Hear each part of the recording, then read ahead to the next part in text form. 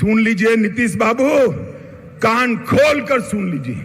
आपने आपकी राजनीति की शुरुआत से ही एक के बाद एक कई लोगों के साथ यही किया है। जिस दिन शपथ हुआ उसी दिन से बिहार की कानून और व्यवस्था की स्थिति चरमरा गई है। भाजपा को धोखा देकर लालू की गोद में बैठकर नीतीश जी ने स्वार्थ और सत्ता की राजनीति का जो परिचय दिया है, उसके खिलाफ ब्यूगल फूंकने की शुरुआत भी यही सीमावर्ती जिलों से, यही बिहार की भूमि से शुरुआत होगी।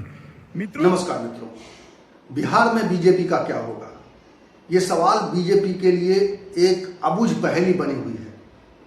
इस बार जब लोकसभा के चुनाव होंगे 2024 में, तब सिर्फ उत्तर प्रदेश इंपॉर्टेंट नहीं होगा, बिहार भी बहुत बड़ा सवाल होगा। और बिहार के इसी सवाल को हल करने के लिए देश के गृह मंत्री और भारतीय जनता पार्टी के दिग्गज नेता अमित शाह ने अपना अभियान शुरू कर दिया है। आपको मालूम है कि कल उन्होंने पूर्णिया में एक रैली को संबोधित किया है। पूर्णिया वही इलाका है, सीमांचल इलाका है बिहार का, जो नेपाल से सटा हुआ है, जो बांग्लादेश के करीब है। और शायद सीमांचल को भारतीय जनता पार्टी ने इसलिए चुना अपने अभियान के लिए क्योंकि वहां मुस्लिम आबादी बड़ी संख्या में है। बिहार में 11 विधानसभा क्षेत्र ऐसे हैं जहां मुस्लिम आबादी 40% तक है। और कहा जाता है कि कम से कम 3 दर्जन यानी लगभग 36 या 34 विधानसभा क्षेत्र ऐसे हैं जहां मुस्लिम मतदाता तय करते हैं कि कौन उनका प्रतिनिधि होगा। 36 जिलों में बिहार की 36 सीटों पर 20 से 40% मुस्लिम मतदाता उम्मीदवारों की किस्मत का फैसला करते हैं। और भारतीय जनता पार्टी को यह लगने लगा है कि बिहार में अगर कोई अस्त्र चलेगा उनका, तो वो है ध्रुवीकरण। और इसीलिए अमित शाह ने अपना अभियान पूर्णिया से शुरुआत की। अमित शाह जब पूर्णिया गए तो उन्होंने नीतीश कुमार के बारे में बहुत कुछ कहा है। मैं आपको सुनवाऊंगा कि उन्होंने नीतीश कुमार के बारे में क्या कहा है। और मैं आपको यह भी बता दूं कि भारतीय जनता पार्टी की यह कोशिश होगी, क्योंकि भारतीय जनता पार्टी की यह रणनीति होती है कि जो उसका चैलेंजर है उसके प्रति एक अविश्वास पैदा करो।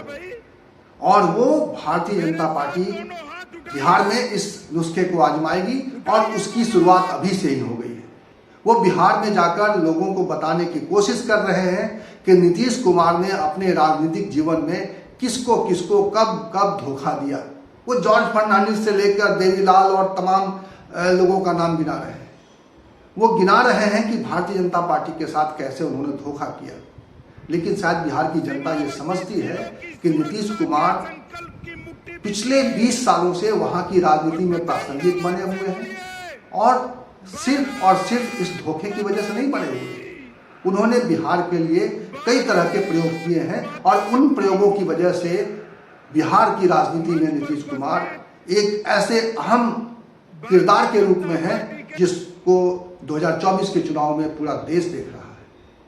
प्रधानमंत्री के उम्मीदवार वो होंगे नहीं होंगे, ये भविष्य का सवाल है। लेकिन नीतीश कुमार बिहार से एक ऐसा चेहरा है जो 2024 की राजनीति को प्रभावित करने जा रहा है। और इसीलिए अमित शाह ने पूर्णिया की रैली में नीतीश कुमार पर और लालू प्रसाद यादव पर जमकर हमले किए हैं। बिहार की सियासत पर आगे भी बात करूंगा, लेकिन इस वक्त मैं आपको छोड़कर जा रहा हूं पूर्णिया में अमित शाह ने क्या कहा और क्या है उस रैली में नीतीश और लालू के बारे में अमित शाह की राय। सीमांत जिलों में जब आया हूं तब लालू और नीतीश की जोड़ी को पेट में दर्द आ रहा है। वो कह रहे हैं कि झगड़ा लगाने आएंगे, वो कह रहे हैं कि कुछ करके जाएंगे। भाई झगड़ा लगाने के लिए मेरी जरूर नहीं है लालू जी, आप पर्याप्त हो झगड़ा लगाने के लिए, आपने पूरा जीवन एक काम किया है। मगर मैं आज सीमावर्ती जिलों के 4 जिलों के मेरे भाइयों बहनों को ये जरूर कहने आया हूं कि जब लालू जी सरकार में जुड़ गए हैं और नीतीश जी लालू की गोदी में बैठे हैं, तब यहां जो डर का माहौल खड़ा हुआ है, मैं आपको कहने आया हूं, ये सीमावर्ती जिले हिंदुस्तान का हिस्सा है, किसी को डरने की जरूरत नहीं है। नरेंद्र मोदी सरकार है यहां पर, किसी को डरने की जरूरत नहीं है। मित्रों, इतने दूर दूर से जो भीड़ आई है, ये लालू नीतीश की सरकार के लिए चेतावनी का सिग्नल है। मित्रों, मैं विशेष कर इतनी बड़ी संख्या में जो माताएं बहनें आई हैं, उनको विशेष प्रणाम करना चाहता हूं। और इस उपस्थिति निश्चित रूप से हम सबका मनोबल बढ़ाएगी। बिहार की यह भूमि परिवर्तन का केंद्र रही है।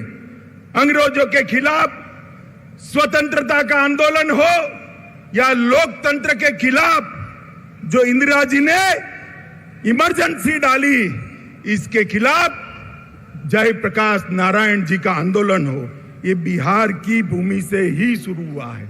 और आज भाजपा को धोखा देकर लालू की गोद में बैठकर नीतीश जी ने स्वार्थ और सत्ता की राजनीति का जो परिचय दिया है, उसके खिलाफ ब्यूगल फूंकने की शुरुआत भी यही सीमावर्ती जिलों से, यही बिहार की भूमि से शुरुआत होगी। मित्रों, हम स्वार्थ और सत्ता की राजनीति की जगह सेवा और विकास की राजनीति के पक्षधर हैं। भारतीय जनता पार्टी ने कांग्रेस के खिलाफ जो यहां पर बिहार की भूमि पर से एक आंदोलन खड़ा हुआ था, कभी वो आंदोलन को छेद देने का काम, दगा देने का काम भारतीय जनता पार्टी ने नहीं किया था। मगर मुझे बड़ा अफसोस है, प्रधानमंत्री बनने के लिए नीतीश बाबू ने जो एंटी कांग्रेस राजनीति से जन्म लिया, इसकी पीठ में छुरा भोंककर आज आरजेडी और कांग्रेस की गोदी में बैठने का काम किया है। मित्रों, मैं आप सभी से पूछना चाहता हूं, इस प्रकार का सत्ता के स्वार्थ से दल बदल कर नीतीश बाबू प्रधानमंत्री बन सकते हैं क्या? अरे जोर से बोलिए, बन सकते हैं क्या? बिहार में सरकार चल सकती है क्या? सुन लीजिए नीतीश बाबू, कान खोल कर सुन लीजिए। आपने आपकी राजनीति की शुरुआत से ही एक के बाद एक कई लोगों के साथ यही किया है। सबसे पहले जनता पार्टी में देवीलाल गुट के साथ आप चले गए, उसके बाद लालू जी के साथ कपट किया।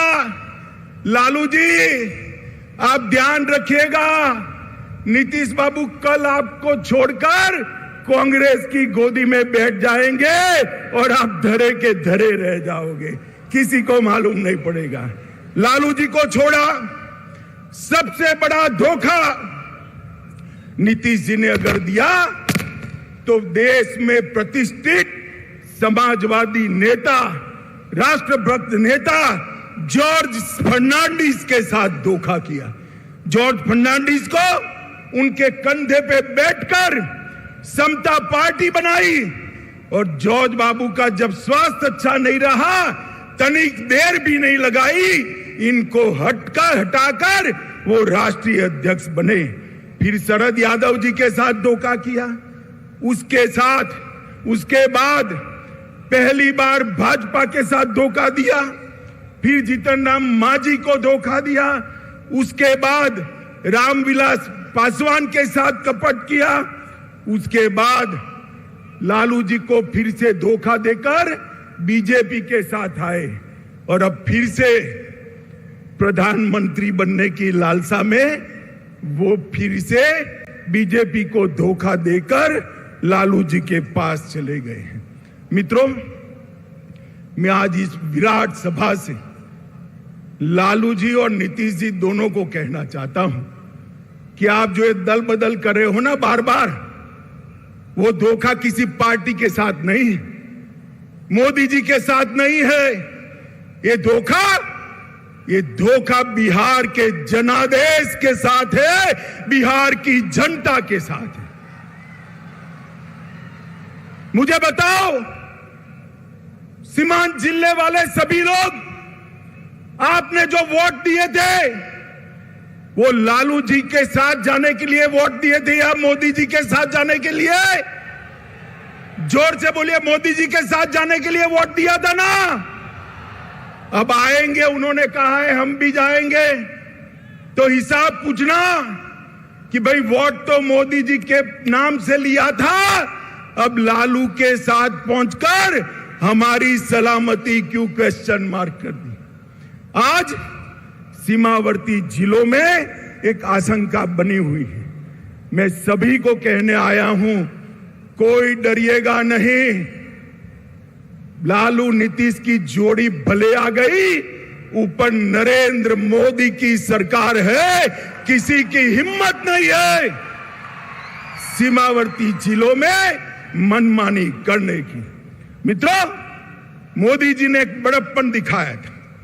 हमसे आधी सीटें आई थी, आधी सीटें। नीतीश बाबू आप आधे बनकर रह गए थे, फिर भी हमने बड़प्पन दिखाकर आपको मुख्यमंत्री बनाया था, क्योंकि मोदी जी ने वादा दिया था हम नीतीश बाबू के नेतृत्व में लड़ेंगे। मगर आप जैसे ही लोकसभा का चुनाव नजदीक आया, प्रधानमंत्री बनने के लिए कांग्रेस और लालू जी की गोदी में बैठ गए। आप क्या मानते हो, बिहार की जनता आपको जानती नहीं है?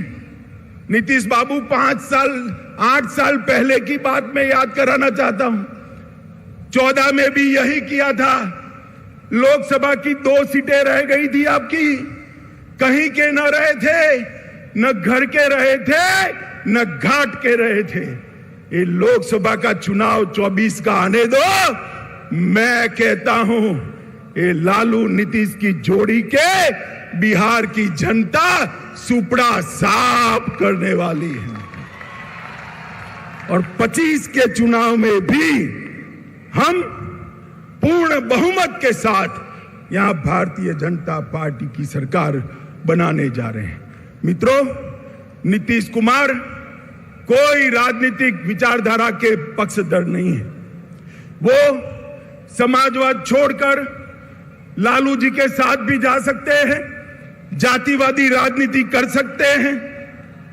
वो समाजवाद छोड़कर वामपंथियों के साथ भी बैठ सकते हैं। वो कांग्रेस छोड़कर वामपंथियों के साथ भी बैठ सकते हैं। और वो राजद छोड़कर भाजपा के साथ भी आ सकते हैं। उनकी एक ही नीति है, कुर्सी मेरी अक्षुण्ण रहनी चाहिए। मगर नीतीश जी, इतने समय तक बिहार की जनता ने आपको बेनिफिट ऑफ डाउट लिया है, अब जान गए हैं इस बार चुनाव में ना लालू की पार्टी आएगी, ना आपकी पार्टी आएगी। बिहार में खिलेगा तो केवल मोदी जी का कमल खिलेगा, कमल खिलेगा। मित्रों, यहां सीमांत जिलों में जनजातियों के साथ बहुत अत्याचार हो रहा है, उनको भगाया जा रहा है। और जो मोदी जी जनजातियों की योजना भेज रहे हैं, वो भी मेरे जनजातीय भाइयों के पास पहुंचती नहीं है। मैं आज जनजाति भाइयों बहनों को कहने आया हूं कि मोदी जी ने संथाल के गरीब घर में जन्मी हुई द्रौपदी मुर्मू को राष्ट्रपति बनाकर देश भर के गरीबों का सम्मान करने का काम किया है, देश भर के गरीबों का। और मित्रों, नीतीश बाबू ने लालू जी को साथ लेकर अपना जंगल राज के प्रति रवैया स्पष्ट कर दिया है। माताओं, भाइयों, बहनों, मुझे बताइए, आपको जंगल राज चाहिए क्या? जोर से बोलिए, चाहिए जंगल राज? फिर से फिरौती वाला राज? राज चाहिए, फिर से अपहरण वाला राज चाहिए, फिर से जातीय हिंसा वाला राज चाहिए। मित्रों, जब लालू जी सरकार में है तो कौन उससे बचा सकता है? बैठते ही कहते हैं ना, पूत के लक्षण पालने में ही मालूम पड़ जाते हैं। जिस दिन शपथ हुआ उसी दिन से बिहार की कानून और व्यवस्था की स्थिति चरमरा गई है। और फिर नीतीश जी क्या कहते हैं? षड्यंत्र है। अरे नीतीश बाबू, कब तक गुमराह करोगे? षड्यंत्र है तो षड्यंत्र करने वाले को पकड़ते क्यों नहीं हो? कौन रोकता है? आप नहीं पकड़ पाओगे, क्योंकि षड्यंत्र करने वाले आपके साथ सत्ता में भागीदार बनकर बैठे हैं। आपकी हिम्मत नहीं है उन तक हाथ लगाने की। मैं पूछना चाहता हूं नीतीश कुमार जी को और एक नए नए नेता बनाए लल्लन सिंह जी को, भैया ये चारा घोटाले की आप बूम लगाते थे, अब क्या करोगे? चारा घोटाले करने वाले तो आपके यहां मंत्री बन गए, क्या पूछोगे उनको? कैसे पकड़ोगे? और मंत्री बनते ही लालू के दबाव में सीबीआई पर बैन लगाने की सोच रहे हैं। सीबीआई पर बैन। नीतीश जी, एक जमाना था आपने सीबीआई में पिटीशनें करवाई थी, आज लालू के भय से, सत्ता के मोह से आप फिर से सीबीआई की साथ जाने की जगह सीबीआई के खिलाफ बैठे हो। मित्रों, पूरे बिहार पर जंगल राज का खतरा मंडरा रहा है। मैं बिहार की जनता को कहने आया हूं, 24 में एक बार आपका पर्चा बता दीजिए। 24 में एक बार बिहार अपना फैसला सुना दे कि बिहार में अब अगर शासन चलेगा तो नरेंद्र मोदी जी के नेतृत्व में भारतीय जनता पार्टी का शासन चलेगा। ये फैसला एक बार 24 में सुना दीजिए, 25 अपने आप सेट चले। मैं बिहार के युवाओं को भी कहना चाहता हूं, ये लालू नीतीश की जोड़ी अब एक्सपोज हो चुकी है। वो बिहार को आगे नहीं ले जा सकती। अब बिहार को आगे ले जाना है तो मोदी जी के नेतृत्व में पूर्ण बहुमत की भारतीय जनता पार्टी की सरकार बनानी। मित्रों, ये बिहार, पड़ोस का झारखंड, ये दोनों राज्य वामपंथी उग्रवाद के अड्डे हुआ करते थे। ये 3 साल में ही मोदी जी के नेतृत्व में वामपंथी उग्रवाद से बिहार को मुक्त कराने का काम भारतीय जनता पार्टी के नेता और हमारे प्रिय प्रधानमंत्री मोदी जी ने किया है। इस वीडियो में इतना ही। इसी तरह की चर्चा के साथ, इसी तरह के विमर्श के साथ और इसी तरह की खबर के साथ मैं आपको मिलूंगा अगले वीडियो में। तब तक के लिए नमस्कार।